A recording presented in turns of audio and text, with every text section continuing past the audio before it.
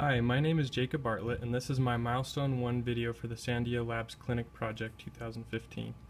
For my first milestone, I was in charge of acquiring a lot of new materials that would be needed to change the former design components over to handle the specifications of the new design. First off was the upgrade to the stepper motors, power supplies, and stepper motor drivers. Here you can see a comparison between the original motors and the new design motors. The previous motors were only capable of about 100 ounce per inch, which is not nearly enough to move the heavy X and Y gantries of either the old design or the new design. For the new design, we needed much heavier duty motors, capable of at least 1200 ounces per inch, possibly more, depending on what material our mechanical engineers end up using for the Z-axis. The new motors here are shown, and they're capable of about 1800 ounces per inch, which should be plenty of power to move the gantries as well as hold the weight up for the Z-axis when not in motion. Along with the motor upgrade was an upgrade to the power supplies from 32 to 60 volt DC, and some stepper drivers capable of supplying more than 5 amps, which you can see here, which is the max current the new motors can be driven at. The new stepper drivers are much higher quality and give a better resolution for micro-stepping the motors. After obtaining all these materials, I wired them up in preparation to drive them, as you can see over here. Pardon the rat's nest here, but as you can see, we have the X, the Y, and the Z axis wired up with each respective power supply and stepper driver. Since we're trying to keep the amount of plugs needed for the design down, I also took some measurements to see if it was possible to wire up two axes to the same power supply. So far it looks like one power supply could potentially drive 2 or even possibly 3 motors, depending on the weight it will be pushing. As we don't have a completed design yet, there was nothing to hook it to, but as we are moving at constant speed on linear rails, hopefully this should be achievable. The wires here you see are organized according to this wiring diagram that I'll show you here now. If we come into this wiring diagram, hopefully you can kind of see that, but we have a parallel port here with all the pins described. We have AC power coming into each power supply, and these are wired to the stepper drivers here, here, and here. And these stepper drivers are then wired to each respective motor. So we have the 60 volts coming in to drive those. Each parallel port pin used has a step and a direction for each motor. The direction needs to be set high while the step is pulsed in order to successfully drive the motor. Here you can see the wiring that I have set up a little closer.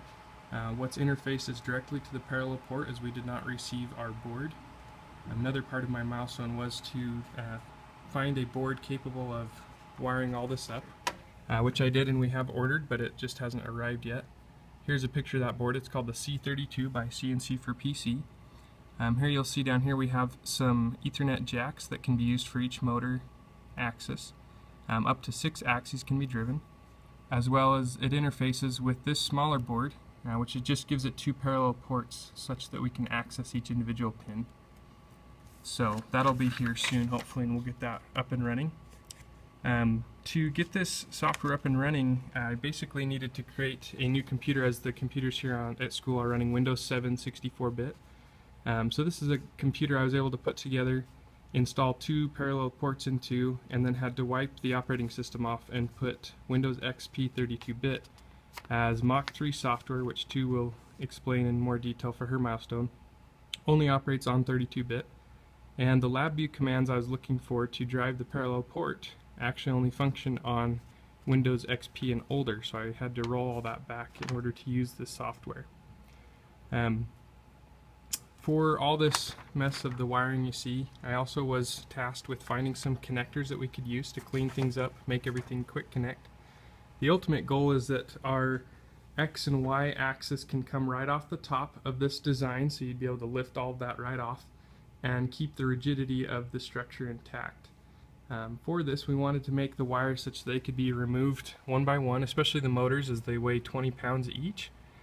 So I've been investigating into this connector here, made by Molex, called the MiniFit Junior. They have several different styles. This is a 2x2 connector.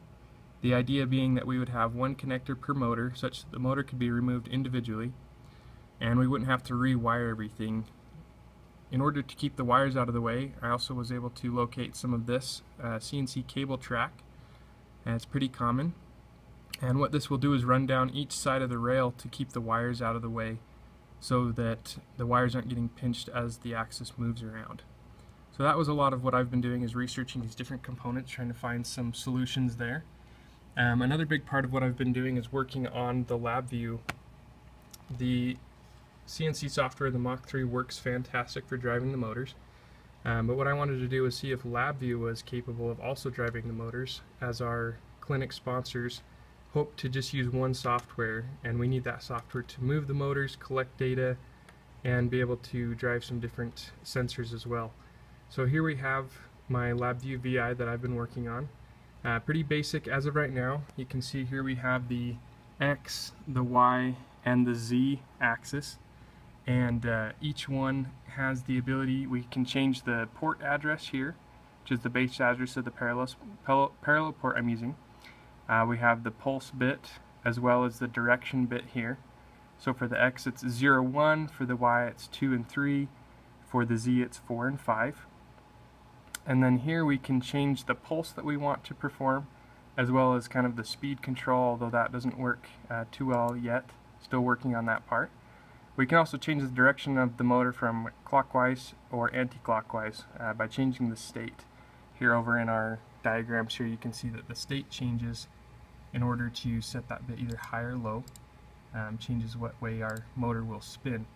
So I just want to demonstrate really quickly. If I was to come over here, and we can set everything to be clockwise, each motor clockwise, and then if we do an X pulse about 800, Y pulse about 1600, and a Z pulse of 2400, that means each motor should spin at X one time fully around, Y one time fully around, and Z one time fully around. So I'll kind of zoom out so you can see that. As you can see, I've attached some tape to make it a little easier to see the motor spin, and I'll go ahead and run that now.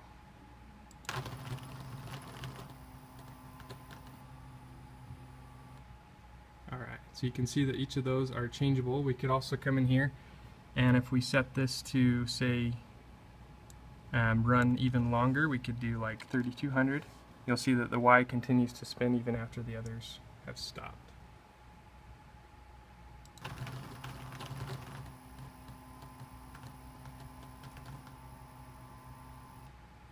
So using this small program, it's just an example of what's possible through LabVIEW. We're hoping to clean this up, make it a lot more intuitive, as well as get some more control over those motors so that they sound much smoother and run more efficiently. And that is my Milestone 1.